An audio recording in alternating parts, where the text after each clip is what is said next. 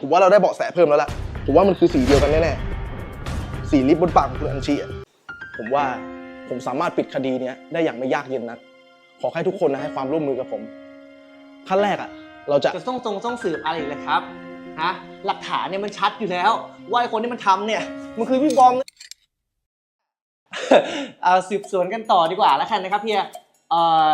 เราลองไต่สวนกันเพื่อหาความยุติธรรมอะไรเพิ่มเติมแล้วกันนะครับงั้นผมขอสอบถามผู้ที่อยู่ในเหตุการณ์ทุกคนนะครับตอนที่คุณอูโน่ไปเข้าห้องน้ำทุกคนอยู่ที่ไหนกันครับตอนนั้นอูโน่ฝากกระดาษเสียงไว้ที่เราใช่ไหมแต่ว่า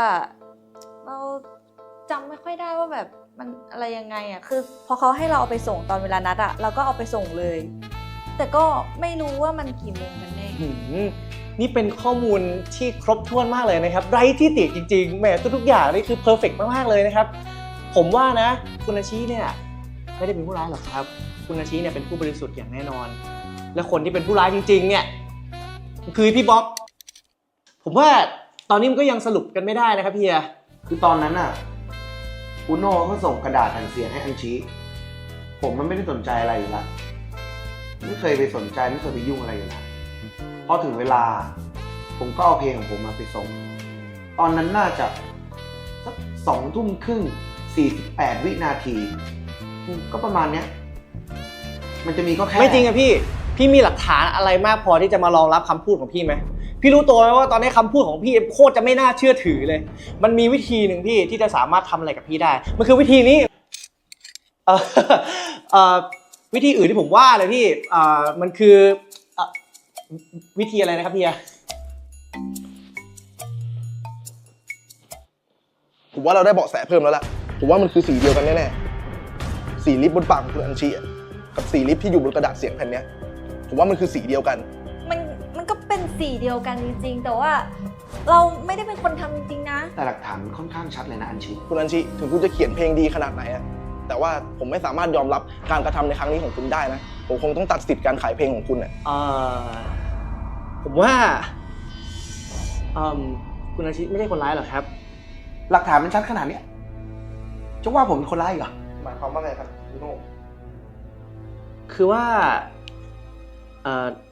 รอยลิปอันนั้นนะครับมันมาจากผมเองแหละครับคือเรื่องมันเป็นอย่างนี้ครับตอนนั้นเนี่ยเรานั่งอยู่กันตรงนี้แหละผมรู้สึกดีกับเธอมากๆเลยผมชอบเธอตั้งแต่แรกเห็นเธอดูรวมๆแล้วมีเสน่ห์เหลือเกินไม่ต้องมาเขินเพราะฉันพูดจริงแล้วตอนนั้นเนี่ยมันเป็นจังหวะที่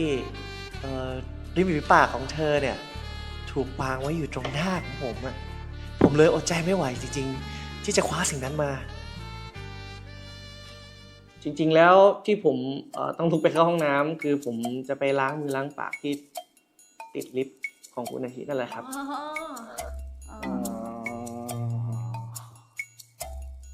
เฮ้ย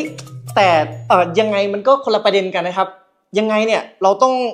สืบหาตัวคนร้ายตัวจริงให้เจอให้ได้จริงไหมครับยอดนักสืบอย่าโบลิ่งครับยอดนักสืบอย่าโบลิ่งครับใช่อย่าเป็นคนโรคจิตก็ต้องได้รับความเป็นธรรมครับยังไงขอบคุณเฮียมากนะครับที่ยอมช่วยผมแต่เดี๋ยวมึงด่ากูนี่เฮียแล้วเราพอจะมีวิธีอะไรที่จะสืบได้อีกไหมแบบขอแบบชัวร์ๆไวๆเลยได้ไหมพอดีแบบมีธุระต่องั้นเราคงต้องใช้นั่นแล้วล่ะไอ้นั่นที่ว่านี่คืออะไรนะครับเฮียกล้องวงจรปิดไงแล้วทำไมเฮียไม่ใช้กล้องวงจรปิดตั้งแต่แรกล่ะคะเพื่ออะไรเนี่ยสารนั่งเป็นเพื่อนกันตั้งนานเนี่ยเดี๋ยวผมว่าทุกคนเนี่ยฟังเหตุผลของเฮียกันก่อนนะครับผมว่าเฮียแกเนี่ยที่ทำไปเนี่ยน่าจะมีเหตุผลอย่างแน่นอนใช่ไหมครับยอดนักสืบเฮียโบลิ่งของผมครับคือไหนๆผมก็ซื้อชุดมาแล้วก็อยากลองใส่สืบคดีจริงดูโอ้ยเฮียอยากกลับบ้านแล้วเนี่ยเมื่อไหร่จะเสร็จสักทีผมต้องขอโทษนะครับคุณอาชิที่ทำให้คุณต้องมาเสียเวลากับเรื่องของผมไม่เป็นไรหรอกถ้าเกิดว่าเราโดนเราก็คงทำแบบนายเหมือนกันนั่นแหละคนผมว่าผมรู้แล้วคนร้ายคือใครมาดูนี่ดิ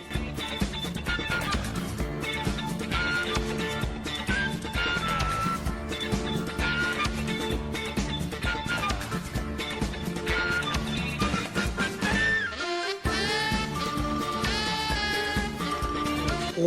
ชัดเลยว่าไอ้คนร้ายเนี่ยคือพี่บอมจริงด้วย ก่อนไหนลองฟังเขาอธิบายก่อนนะ ไม่จำเป็นหรอกครับคุณอาชิผมมีวิธีของผมเอ่อ ผมว่าเราลองฟังเหตุผลเขาก็ดีนะครับ เป็นความคิดที่ดีมากครับคุณอาชิ ลองซูมเข้าไปดูในวิดีโอสิครับเพื่อจะเห็นทุกอย่างชัดขึ้น บอมไม่ได้ทำเขาหวังดีกับคุณด้วยซ้ำอูโน่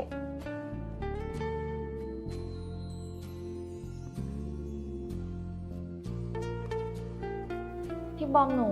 ขอโทษนะคะที่หนูมองว่าพี่เป็นคนไม่ดี พี่บอมครับ ผมขอโทษพี่จริงๆนะครับ ที่ผมพูดจาไม่ดีกับพี่ด้วย แล้วก็มองพี่แบบนั้นน่ะ ก็ไม่เป็นไรหรอก แต่ทีหลังก็จำไว้แล้วกันว่าอย่าตัดสินคนที่ภายนอก ภายในเขาอาจจะมีปืนก็ได้ อ๋อครับ ผมรู้แล้วว่าใครคือคนร้ายตัวจริง มันแฝงตัวอยู่ในหมู่พวกเรานี่แหละ เกี่ยวนะครับมันหมายความว่าไงครับพี่ ชาพี่บอมก็ไม่ใช่น่าจะเป็นใครอะ ว่า คนร้ายตัวจริง เป็นคุณนั่นแหละอูโน่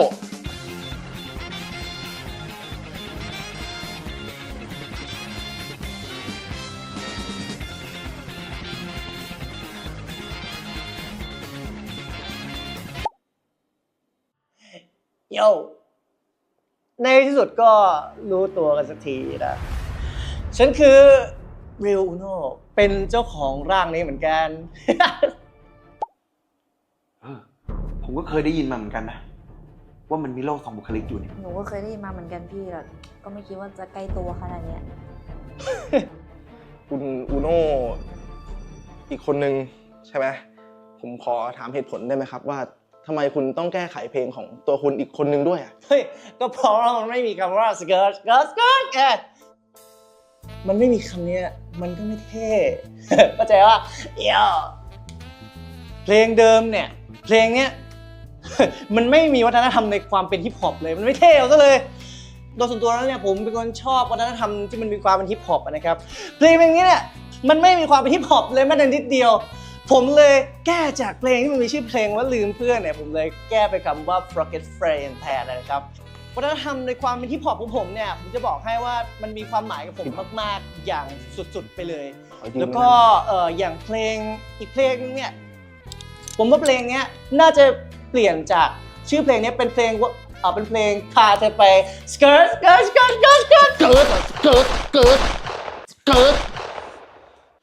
ิด